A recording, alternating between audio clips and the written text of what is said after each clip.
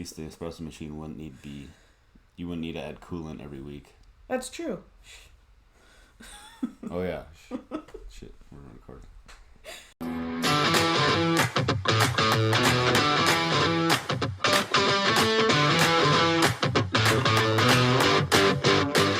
This is the Farm Hop Life podcast. I'm Matt. I'm Kaitie. So today we're going to be talking about what are we going to do for income while we're on the road. In the last episode we talked about Airbnb or renting the house. We're still leaning towards Airbnb, and so like there's little parts of that we can like kind of capitalize on, take advantage of like the situation. So one of the things that I thought of was like, okay, people that visit here and it's part of like the Farm Hop Life like culture, I guess, could be like a local food curator. So like what if we reached out to whoever's staying here, like, hey, would you be interested in local beef, chicken, or lamb, or produce? Yeah, eggs. And so, like, hey, there's a farmer's market on Saturdays, but anything else we can have there ready for you. And so the freezer would already be stocked with steaks or whatever it is that they wanted. Or when I mentioned this to you, you had said just like general grocery shopping too, like. So you always hear stories about people who have travel delays and planes that obviously suck, and you get to your place that you're staying at like 11 o'clock at night, and what do you do if you have kids and you have no food for breakfast in the morning? Well, if your plane gets delayed, you reach out to us. We can run and grab some staples for you, make sure that it's in the fridge and ready to go. Or you can place a pickup order at Target or Walmart or the local grocery store. We can make sure that we grab that for you, have it set up so that you don't feel like you're in such a rush the next morning. Like you can take a beat, drink your coffee, and then get out and go see stuff. And the last thing I was thinking about for the Airbnb was a rental car. So the original plan was to like sell my truck, sell Kaitie's car, and then just get one vehicle. But with like the low monthly payment that we have on Kaitie's car that's left, I can't imagine that we wouldn't be able to make at least that much a month on like a car rental app like Turo, it's like the Airbnb of cars essentially. And so like maybe the cars like waiting for them at the airport, or if they need two cars, like that one and one from like Hertz is at the airport, or one's already here, or whatever it is. So like that was just another idea that I had. And a couple weeks ago Kaitie had told me about an idea that she had seen other people do about making money at campsites. Do you want to explain because this is a great idea. I thought this is amazing. So Matt sold it real well. I saw a few posts on Instagram about food trucks that are at campgrounds, like big campgrounds on Friday and Saturday nights.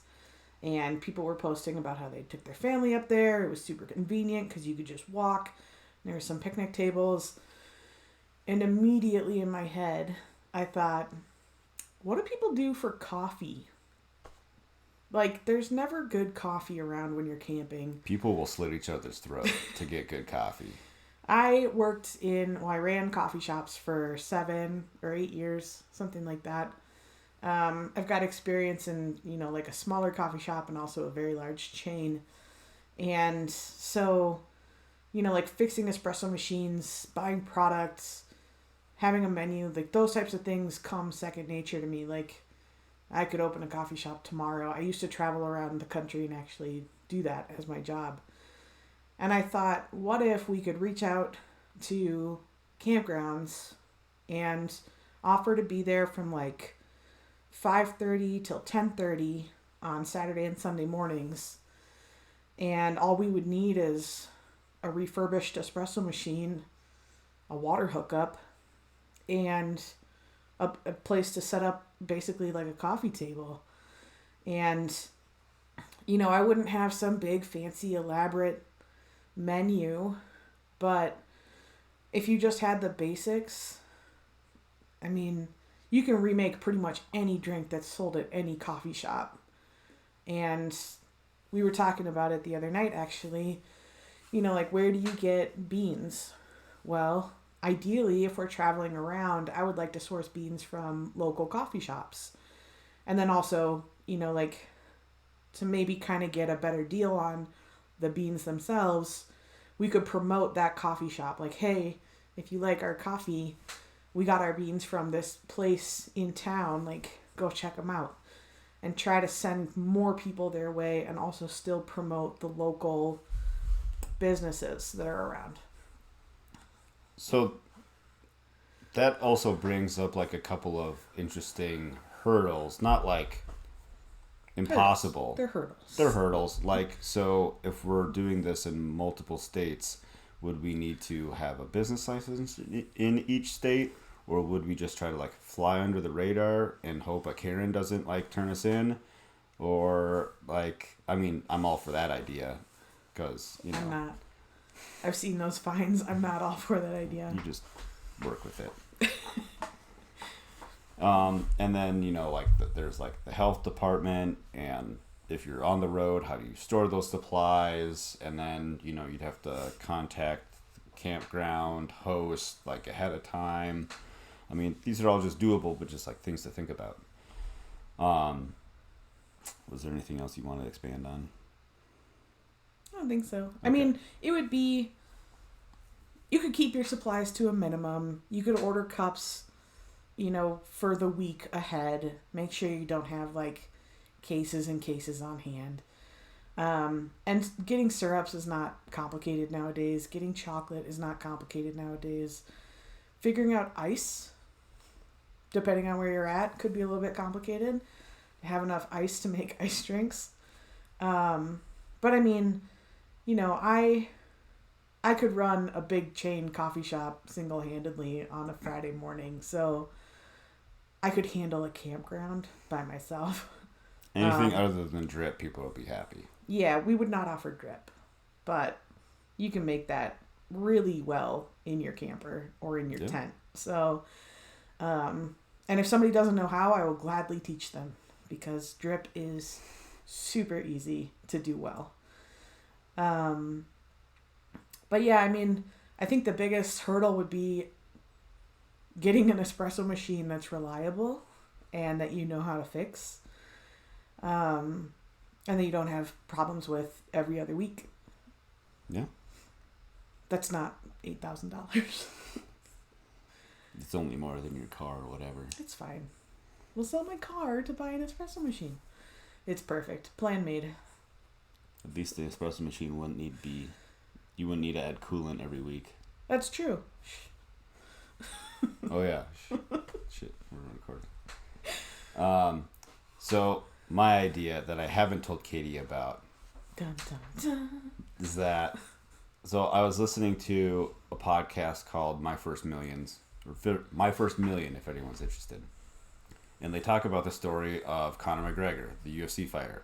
So apparently he doesn't actually make like that much money after paying his manager and promotions and all this stuff from the fights. But what he does is that he brands himself. So like the suits that he wears are like really nice suits for like these press conferences or whatever. And so like, oh my gosh, like Google like Conor McGregor suit, and then it turns up like that he has his own brand. So he's like branding himself. And like, oh, okay. Conor McGregor workout routine, and he's got his own workout routine that he sells. Conor McGregor pre-workout, post-workout, like supplements or whatever. He's got that too. So like he's got all these things that like surrounds his entire like brand, like people can pick up on. So like, what if we did something similar? So the chicken heart lady, Yeah. with the goats. Yes. I already briefly talked to her about this, and we ordered some samples from her. That maybe we could do like a partnership. So like, she sells really good soap and really good lotion made from goat milk from her farm. It's the best smelling goat milk lotion that I've tried. So it's really good. We should do a review for her. You should. And so what if we partnered up that maybe Farm Hop Life has like exclusive certain soaps or certain lotions or something like that. And so, we get our piece, she gets her piece, and I like at the same time also be 100% transparent of where this is coming from. So like if for whatever reason you don't like us, she doesn't miss out like on a sale because of us. Be like, you know what, you can completely bypass us and go straight to her if you'd like, but we'd appreciate it if you considered supporting us, type of thing. So like that, like just soap and lotion is just like one idea. We could do like somebody that makes tea. I like a good spicy mustard, so if someone likes spicy mustard, or even just like good ketchup that isn't filled with trash. What are some other ideas that I had? Like just regular things like people make that wouldn't mind partnering up with us. I think that would be really cool. I don't know, like a piece of software or a spreadsheet. Like, hey, this is like a calculate. I don't know. I know I'm reaching a little bit now, but like you just open up the. Shut up. Did everybody see the gears turning? I saw the gears turning. Like a spreadsheet. Like, what if like this is the thing I use to now you threw me off. You threw me off now. No, sorry. I'm gonna cut this out. This is what I use to plant seeds or come up with a schedule of whatever. You threw me off. You ruined my pitch. I'm mad. But you get the idea. I'm doing this too much. So that was just one thing that I thought of. And it's supporting other farms. So like kind of like rising tide lifts all boats type of thing. So like I saw recently a lady, I really want to learn how to start doing sourdough. I feel like everybody I know has done sourdough over the pandemic, and I just never, I don't know. I felt like I didn't have time, and now I have all the time in the world. Day. That was not sourdough. It wasn't? No. What's that called? That's called soda bread. Oh, yeah. Whatever. It's bread. Anywho, I saw there's a person I follow on Instagram. They sell dehydrated sourdough starters, and they also sell wooden spoons for mixing your dough. And I thought, that would be kind of cool. Mm-hmm. We could have our own branded spoon. That'd be sweet. So. Get like a actual brand on it. Ooh, I didn't even think of that. On the handle. Very neat. Yeah. Look at you go. Cookie cutters, me. Cookie cutters. So, a couple other quick things is last thing. Not last thing. I take that back. I don't like Amazon affiliate links. Like us doing it, and here's why. It's completely overplayed at this point. Like it seems like every podcast has their own Amazon affiliate link. Please use my link and support the show, blah, blah, blah, whatever. Yep. Like, okay, so are you going to use my link? Are you going to use their link? Are you going to use this guy's link? Like, it's just whatever. I don't care. Like, it doesn't seem worth it at this point.